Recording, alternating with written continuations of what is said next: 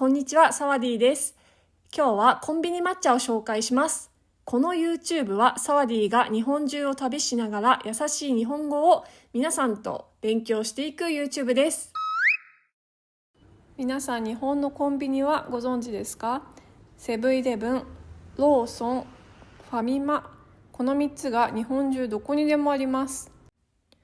今日はコンビニへ買い物へ行きました。この抹茶スムージーを買いたかったんです。抹茶カップを買って機械にセットするとこんな緑でした。そして宇治抹茶カフェをスムージーの機械にセットしてこんな感じで出来上がりました。これは昨年行われていた私も行った大阪万博で一番人気だった商品だそうで、今年の春からまた再発売されたそうです。今日はこの抹茶スムージーを片手に持って街を歩いていきたいと思います。右手にセブンイレブン、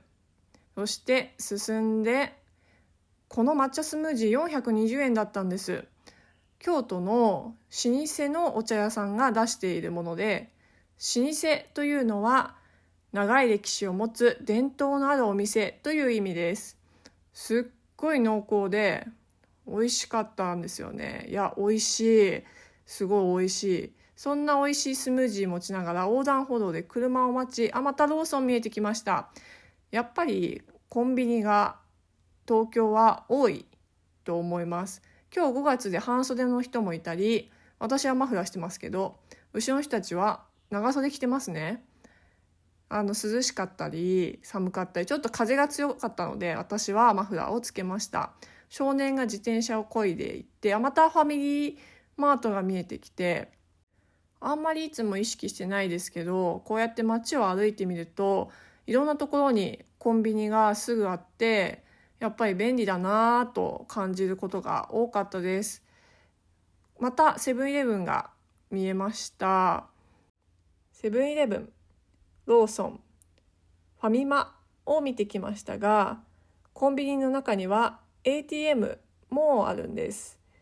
またこういった京都のような落ち着いた街並みでは、セブンイレブンの色もこのように落ち着いた色合いになっています。今度は島のコンビニを見てみましょう。東京から南の方にある奄美大島という島で、私は1ヶ月ほど4月は暮らしていました。島の暮らしはとってものんびりで、船が止まっていたので見てみたり、海がきれいだったので眺めてみたり、ゆっくり過ごしました。これが集落の商店です。私は毎日家の周りをこうやって散歩して、石垣も珍しいなって思ったり、左の森はジャングルのようにいろんな植物が生えていて、ちょっと歩くだけでもいろんな植物と鳥に出会えてすごく楽しかったです。私が暮らしていた集落ではこういう商店があったり、近所の方がお豆をくださったりしました。皆さんとは集まって紅茶を飲んだりスコーンを食べたりしました。そんな形でお散歩したりゆっくりのんびり過ごしていましたが、ある日釣り人のおじちゃんに出会いました。そのおじちゃんがクルーズ船を持っていて、船で島の周りを一周してくれました。こんなに綺麗な海と島が広がっていたんだっていうのをおじちゃんに教えてもらって、とっても楽しかったです。こんな感じで島の中を案内してくれました。地元の方しか知らないスポットなどいろんなとこを回ってくれて、すごく楽しかったです。ほら、あっちで船の上から釣りしてる人もいるんだよとか、こっちの地域はこんな文化があるんだよっていろんなことを船の上から教えてくれました。私はこの奄美大島に生まれて初めて来たので、全てが新鮮でした。これはおじちゃんの後ろ姿です。奄美大島にはこういう奄美大島にしかない鳥や植物がたくさんあります。すごいこの植物も大きくて、雨がたくさん奄美大島は降ります。なので植物もどんどん成長するそうで、こんな感じで3月4月だったんですけど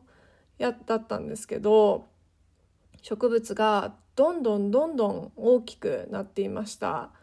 ここは畑かな。ハブが出るそうで、ヘビの仲間なんですけど毒を持っています。なのでこういった藪の中にはあんまりむやみに近寄らないっていうことを近所のおばちゃんたちおじちゃんたちから教えてもらいました。パイナップルがなってました。こんな感じで東京ではこんな風景を散歩していて見ることができないので、全てが新鮮で面白かったです。東京と奄美大島のコンビニの違いを見てきましたが、奄美大島にももちろんコンビニはありますが、私が住んでいた集落にはこのようにコンビニはありませんでした。東京では歩けばすぐにコンビニに出会えますが、こうやって植物やいろんな鳥に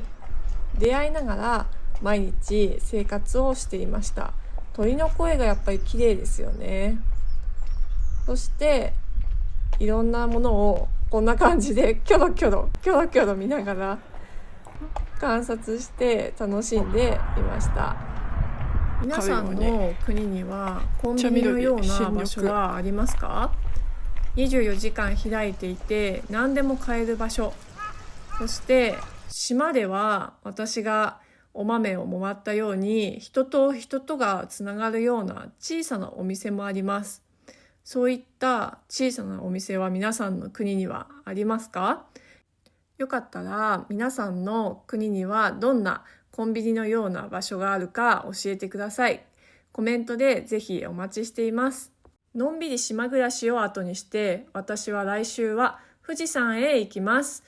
一緒に旅をしながら日本語を学んでいきましょう。またね。じゃあね、ありがとうございました。